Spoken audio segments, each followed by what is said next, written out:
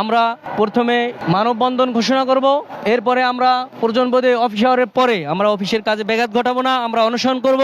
এরপরেও যদি আমাদের দাবি বাস্তবায়ন না হয় তাহলে আমরা কর্মবিরতির মতো কঠিন কর্মসূচি দিতে বাধ্য হব। আসলে আমরা অতি জরুরিভাবে আমরা চাই যে আমাদের মহার্ঘ ভাতাটা দেওয়ার জন্য বর্তমান দ্রব্যমূল্য বাজারের যে অবস্থা, আমাদের শিক্ষা ভাতা, টিফিন ভাতা, যাতায়াত ভাতা সমস্ত কিছু নিয়ে আমাদেরকে শুভঙ্করের ফাঁকে 2015 সালে ছিল শুভঙ্করের ফাঁকে এই যে পে স্কেলের যে শেষ ধাপ, যারা শেষ ধাপে পৌঁছে গিয়েছে তারা ইনক্রিমেন্ট পায় না, তারা বেতনের কোনো চাহিদা মিটাইতে পারে না সংসারে, অনেক অনেক সমস্যা। এমন কোনো কর্মচারী নাই যে তারা ঋণগ্রস্ত, লোনগ্রস্ত নাই, তাদের প্রত্যেকটা কর্মচারীদের লোনে জর্জরিত। সবাই আমরা বিপদগ্রস্ত। আমরা ভালো একটু পোশাক পরে আসি, কর্মচারী সরকারি চাকরি করি, সেই জন্য আমাদের পেটে ক্ষুধা, কিন্তু আমাদের কাপড়টা ঠিক রাখতে হয়, পরিষ্কার পরিচ্ছন্ন রাখতে হয়।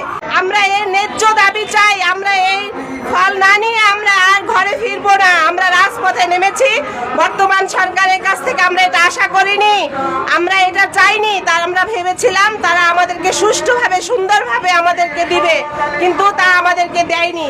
তা যখন আমরা রাস্তায় নেমেছি তখন আমরা এই দাবি আদায় না করে আমরা ঘরে ফিরবো না। যখন অন্তর্বর্তীকালীন সরকার আমাদের মহার্ঘ ভাতা নিয়ে একটি কাজ করতেছিল, কয়েকটি মিটিং হয়েছে, মাননীয় অর্থ উপদেষ্টা এবং জনপ্রশাসন সচিব সহ একটি সংস্কার কমিশন যখন 14 লক্ষ কর্মচারীদের ভাগ্যের উন্নতি নিয়ে 10 বছর ধরে আমাদের কোনো পে স্কেল হচ্ছে না, সেই মুহূর্তে অন্তর্বর্তীকালীন সরকার আমাদের দুঃখ সুখের কথা চিন্তা করে একটি মহার্ঘ ভাতা দেওয়ার জন্য যখন কাজ করছে, ঠিক ওই মুহূর্তে বিভিন্ন অর্থনীতিবিদ এবং প্রিন্ট ইলেকট্রনিক মিডিয়া যে প্রচার করছেন যে মহার্ঘ ভাতা স্থগিত করা হবে, অথচ সরকারের পক্ষ থেকে এই বিষয়ে পুরো আনুষ্ঠানিক ঘোষণা আসে নাই।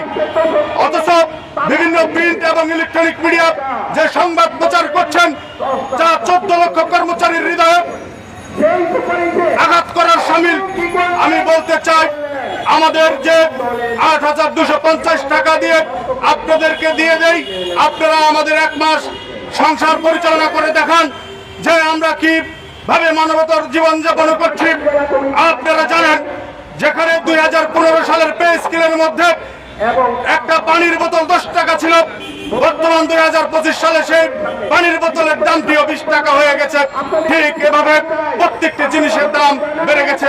ইতিমধ্যে বিভিন্ন ব্যাংকে টিফিন ভাতা যখন 400 টাকা করা হয় প্রতিদিন, সেখানে প্রজাতন্ত্রের কর্মচারীদের 200 টাকা টিফিন ভাতা। আপনারা বলেন প্রতিদিন 6 টাকায় দিয়ে কি একটি চা, একটি বিস্কুট খেতে পারে? এই যাই আমি প্রস্তাব করব, 1 থেকে 10 গ্রেডের যদি মহার্ঘ ভাতা দরকার না হয়, ঠিক আছে, তাদেরকে দিন না, কিন্তু আমরা 11 থেকে 20 গ্রেডের কর্মচারীরা খুব দিন কষ্টে যাচ্ছে, তাদের দিক বিবেচনা করে সরকার যে উদ্যোগ নিয়েছেন, আমরা সরকারকে সাধুবাদ জানাই। আমরা সরকারের সাথে আছি। আমাদের জন্য যে মহার্ঘ ভাতা প্রদানের ঘোষণা দিয়েছে এবং পে স্কেল প্রদানের সিদ্ধান্ত থেকে সরকার সরে আসে, আমাদের দাবি বাস্তবায়ন না হয় তাহলে আমরা কর্মবিরতির মতো কঠিন কর্মসূচি দিতে বাধ্য হব। আমরা তাৎক্ষণিকভাবে সমাবেশ ডেকেছি, অর্থাৎ এটা আমাদের হচ্ছে একটা প্রতিবাদ কর্মসূচি।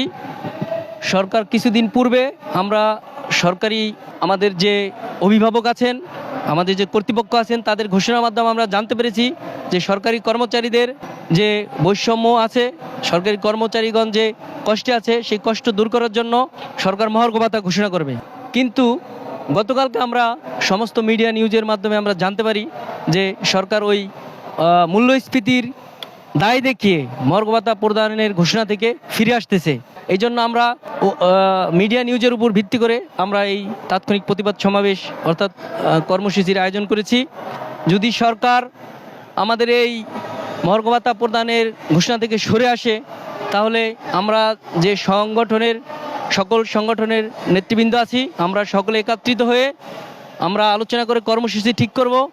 আমরা আজকে প্রেস ক্লাবে প্রতিবাদ কর্মসূচি পালন করছি, এরপরে আমরা মানববন্ধন করব, এরপরে আমরা কর্মবিরতি দিব, এরপরে আমরা মহাসমাবেশ করব এবং আমরা অনশন পর্যন্ত করতে আমরা প্রস্তুত থাকবো। আমাদের জন্য যে মহার্ঘ ভাতা প্রদানের ঘোষণা দিয়েছে এবং পে স্কেল প্রদানের সিদ্ধান্ত থেকে সরকার সরে আসে, আমরা প্রথমে মানববন্ধন ঘোষণা করব। এরপরে আমরা প্রয়োজন বোধে অফিস আওয়ারের পরে আমরা অফিসের কাজে ব্যাঘাত ঘটাবো না, আমরা অনশন করব। এরপরেও যদি আমাদের দাবি বাস্তবায়ন না হয় তাহলে আমরা কর্মবিরতির মতো কঠিন কর্মসূচি দিতে বাধ্য হব। আসলে আমরা চাই না যে এই ধরনের কর্মসূচি আমরা ঘোষণা করি। আমরা সরকারের সাথে আছি, আমরা সরকারের সাথে থাকতে চাই। আমরা সরকার এবং মিডিয়া হাউসগুলোর প্রতিপক্ষ না, আমরা একে অপরের পরিপূরক। আমরা সকলে একত্রিত মিলে দেশ গঠনে অংশগ্রহণ করতে চাই। যদি আমাদের পেটে ক্ষুধা থাকে, আপনি ক্ষুধা পেটে কোনোদিন রাষ্ট্র গঠনে সুষ্ঠু সুন্দর রাষ্ট্র গঠনে করতে পারবেন না। সুতরাং আমাদের পেটের ক্ষুধা আগে নিবারণ করতে হবে, তারপরে আমরা সকলে মিলে এই দেশকে এগিয়ে নেব। আমরা দুর্নীতিমুক্ত, শোষণ বৈষম্য মুক্ত একটা নতুন বাংলাদেশ বিনির্মাণ করব ইনশাল্লাহ।